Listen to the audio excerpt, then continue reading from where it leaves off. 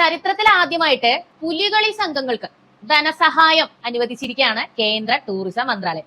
കേന്ദ്ര ടൂറിസം മന്ത്രാലയത്തിലൂടെ ആരാണ് ഇത് ചെയ്തതെന്ന് ഞാൻ പ്രത്യേകിച്ച് കേരളത്തിലെ ജനങ്ങളോട് പറയേണ്ട ആവശ്യമില്ലല്ലോ. നമ്മുടെ സ്വന്തം സുരേഷ് ഗോപി തന്നെ. അദ്ദേഹം ഒരു ടൂറിസം വകുപ്പ് മന്ത്രി കൂടെ ആണല്ലോ.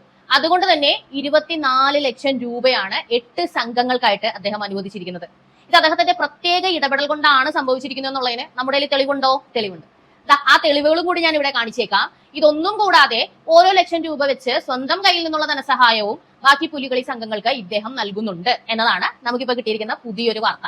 അപ്പൊ നിങ്ങളൊന്ന് ആലോചിച്ച് നോക്കുക, ഇത്രയും നാളും ഇതുപോലുള്ള ആൾക്കാരൊക്കെ ഇവിടെ ഉണ്ടായിരുന്നല്ലോ അല്ലെ. സുരേഷ് ഗോപിയുടെ ചില ഹേറ്റേഴ്സിന്റെ കമന്റ്സ് ഞാൻ കണ്ടു. പുലികളി സംഘത്തിനൊക്കെ എന്തിനാ പൈസ കൊടുക്കുന്നത്? പട്ടിണി കിടക്കുന്നവർക്ക് കൊടുത്താൽ പോരെ പൈസ എന്ന്. പുലികളി സംഘത്തിലുള്ളവർ പട്ടിണിയാണോ അല്ലയോ എന്ന് നിങ്ങൾക്ക് അറിയാമോ സുഹൃത്തെ? തൃശ്ശൂരിൽ ഈ ഓണം എന്ന് പറയുന്ന ഈ പ്രോഗ്രാമിനോട് അനുബന്ധിച്ചല്ലാതെ ഒരു പുലികളി സംഘത്തിന് വേറെ എപ്പോഴാണ് തൊഴിലുള്ളത് എന്ന് നിങ്ങൾ ചിന്തിച്ചിട്ടുണ്ടോ? അവര് ശരിക്കും പറഞ്ഞാൽ ഈ സീസണലായി മാത്രം ജോലിയുള്ള വ്യക്തികളല്ലേ. ടൂറിസം മന്ത്രാലയം എന്തുകൊണ്ടാണ് അവരുടെ കൂടെ നിൽക്കേണ്ടത്? കാരണം നമ്മുടെ നാട്ടിലെ തനത് കലകൾ അല്ലെങ്കിൽ അതുപോലുള്ള കാര്യങ്ങളെ അതുപോലെ നിലനിർത്തിയാലാണ് ഇതൊക്കെ ടൂറിസത്തിന് വേണ്ടി ഉപയോഗിക്കാൻ കഴിയുക. വിദേശികളൊക്കെ അവിടെ നിന്ന് ഇങ്ങോട്ട് വന്നിട്ട് എന്ത് കാണണമെന്ന് നിങ്ങൾ പറയുന്ന ലുലു മാളോ? അതിലും വലിയ മാൾ അവരുടെ നാട്ടിലുണ്ട്. അവർക്ക് കാണേണ്ടത് ഓരോ സ്ഥലത്തെയും സംസ്കാരവും പൈതൃകവും അവിടുത്തെ കലകളും ഒക്കെയാണ്. അപ്പൊ അത് മുന്നോട്ട് കൊണ്ടുപോകുന്ന ആളുകളെ അതേപോലെ തന്നെ കൊണ്ടുപോകാൻ എന്തൊക്കെ ചെയ്യാൻ പറ്റുമോ അത് ചെയ്യുക എന്നുള്ളതാണ് ടൂറിസം വകുപ്പിന്റെ ഏറ്റവും വലിയ ഉത്തരവാദിത്തം. അതിപ്പോ കഥാപ്രസംഗക്കാരായിക്കോട്ടെ, പുലികളി സംഘമായിക്കോട്ടെ, അല്ലെങ്കിൽ നാടകക്കാരായിക്കോട്ടെ. പണ്ടൊക്കെ അങ്ങനെ എത്ര കലാകാരന്മാരുണ്ടായിരുന്നു.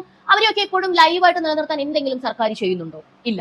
അപ്പൊ അതിനും നമ്മുടെ സുരേഷ് ഗോപി തന്നെയാണുള്ളത്. അപ്പൊ ശരിക്കും പറഞ്ഞാൽ 19 വാഴയ്ക്ക് അര സുരേഷ് ഗോപി അല്ലെ.